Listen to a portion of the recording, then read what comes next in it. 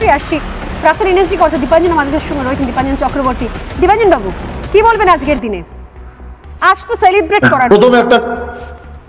প্রথমে আমি একটা কথা বলে নিই, যেটা ওই নূর খান নিয়ে তুমি বলছিলে, পাকিস্তান বলছে সব গুজব, বাংলার বা ভারতবর্ষের পাকিস্তান প্রেমীরা বলছে। পরশুদিন রাত্রেবেলায় ইজিপ্ট থেকে EGY 1916 ফ্লাইট আসে কার্গো, বিপুল পরিমাণে বোরন নিয়ে।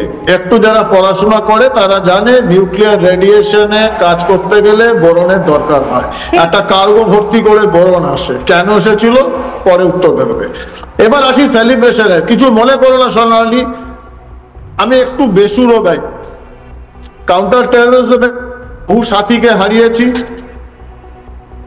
এই সন্ত্রাসবাদ টেরোরিজম নিয়ে আমরা কথা হচ্ছে, টেরোরিজমকে নিয়ে আমাদের যেন কখনোই আত্মসন্তুষ্টি না আসে। ওসামা বিন লাদেন মারা যাওয়ার পর আমরা বলেছিলাম টেরোরিজম শেষ, বাগদাদি মারা যাওয়ার পরে বলেছিলাম টেরোরিজম শেষ, হয়নি। এটা রক্তবীজের ঝাড়, এদের সঙ্গে আমাদের নিরন্তর লড়াই করে যেতে হবে। আর এই লড়াইটা একা নরেন্দ্র মোদীজির নয়, আমরা সবাই নরেন্দ্র মোদীজির সেনানী। আমাদের লড়াই লড়তে হবে। তোমরা চ্যানেলে রোজ লড়ছো, আমরা রোজ চিৎকার করছি। কেন? কারণ সন্ত্রাসবাদের বিরুদ্ধে সব থেকে বড় শক্তি S-400 নয়, সব থেকে বড় শক্তি জনসচেতনতা।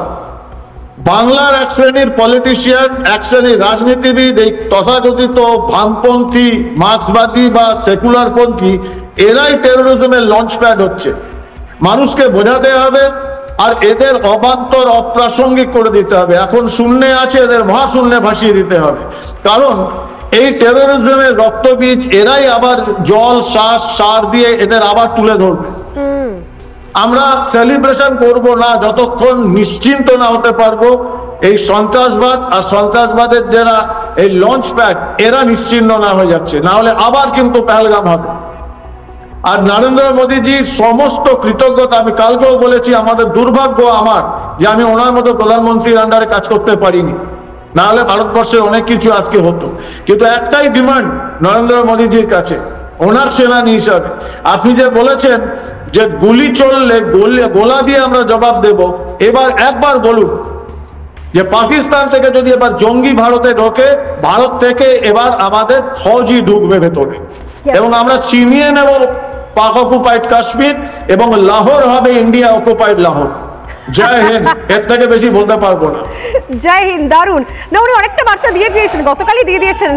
তিনি বলে দিয়েছেন ক্লিয়ারলি যে আর যদি আবার একটা যৎসামান্য দেখি কোনো হামলা হচ্ছে, তাহলেও তার পাল্টা জবাব থেকে এভাবেই হবে, অপারেশন সিঁদুর দিয়েই হবে। যা গ্রহণ হয়েছে প্রয়োজনে আরো সেগুলো ধ্বংস করে আসবে। নানা ধরনের কন্টেন্ট দেখার জন্য লাইক করুন, শেয়ার করুন আমাদের ফেসবুক পেজ, সাবস্ক্রাইব করুন আমাদের ইউটিউব চ্যানেল।